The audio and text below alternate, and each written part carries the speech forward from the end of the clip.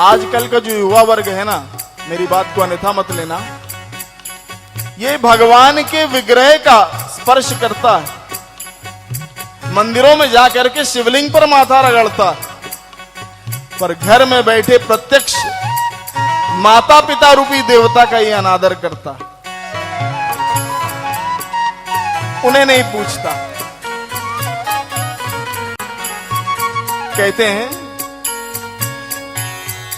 एक परिवार में पति पत्नी थे। मेरी एक एक बात को आज अपने साथ लेकर के जाना।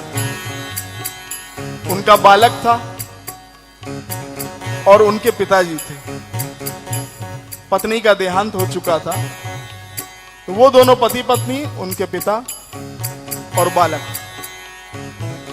जब एक साथ बैठ करके खाना खाते थे, ध्यान देना, तो जो कि वृद्ध हो गए थे पिताजी, तो खाना खाते हुए खाना जो था वो गिरता था। समर्थ सदगुरु श्री साईनाथ महाराज की जय। तो एक दिन पत्नी ने कहा कि अरे देखो पिताजी कैसे खाना खाते हैं, खाना नीचे गिरता है, हमसे तो ऐसे खाना खाया नहीं जाएगा। एक होड़ लगी हुई है तरक्की की छाप को, एक होड़ लगी हुई है तरक्की की छाप को, हर शख्स देखता है बस अपने आप को। एक माँ बाप पाल लेते हैं 10 बच्चों को, 10 बच्चे नहीं पाल पाते एक माँ बाप को। यह स्थिति। तो पत्नी ने कहा कि ये तो बड़ी समस्या है, तो ऐसा करते हैं कि पिताजी के खाने का जो प्रबंध है हम अलग कर देते हैं। अगले दिन से एक अलग से मेज लगा दी कि पिताजी अब आप यहीं खाया करिए। वो जो छोटा सा बालक था ना, क्योंकि कहते हैं बच्चे जो है उनकी बुद्धि बड़ी तीक्ष्ण होती है, वो हर चीज देखते हैं क्या हो रहा है। उसने देखा कि कल तक तो दादाजी यहां खाना खाते थे, आज क्या हो गया यहां खा रहे हैं। तो अपने दादा का हाथ पकड़ करके पूछता है, दादाजी यहां पर क्यों खा रहे हो?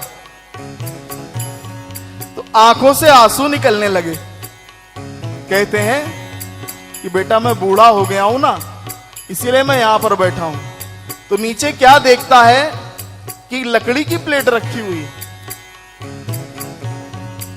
लकड़ी की प्लेट रखी है, क्योंकि कई बार खाना खाते खाते प्लेट भी नीचे गिर जाती थी ना, तो लकड़ी की प्लेट रखी।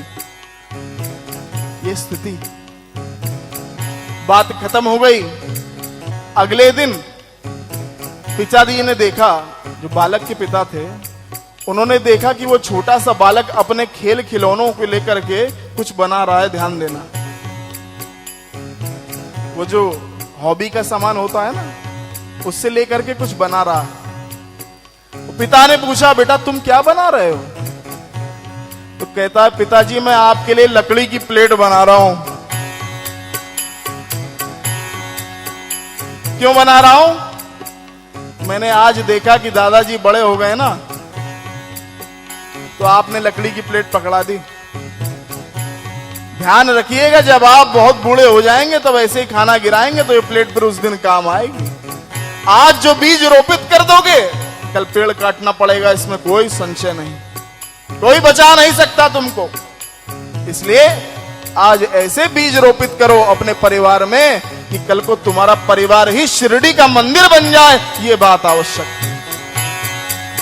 और माता पिता का सम्मान करो, क्योंकि आज मैं जहां कहीं पर भी हूं, ये मेरे माँ बाप की कृपा है, उनका आशीर्वाद है।